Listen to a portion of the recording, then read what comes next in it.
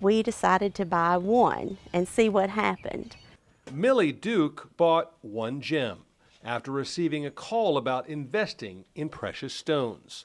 They were very high pressure. She would call every week or two trying to get us to go higher and higher and trade one in for another that was much more expensive. Millie and her husband thought it was risk-proof because the company told investors they could sell the stone back to them for almost triple the original amount.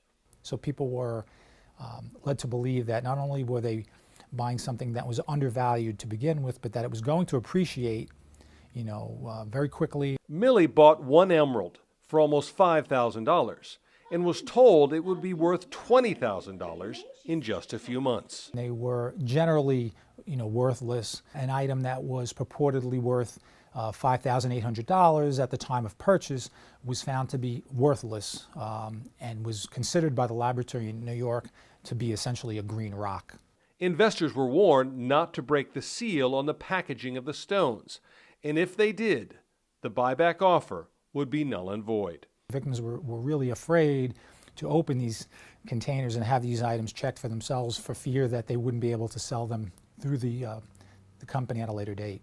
And of course, without opening the box, they had no way to assess the value of the stones they had just purchased. When Millie decided to cash out, she called the company, but no one answered. If they had taken us for that amount, they had more than likely taken others for probably more.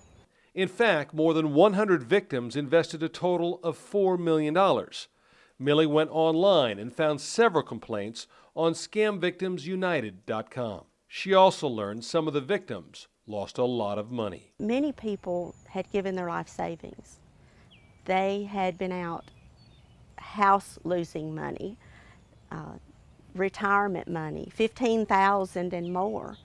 Postal inspectors have some simple advice for consumers.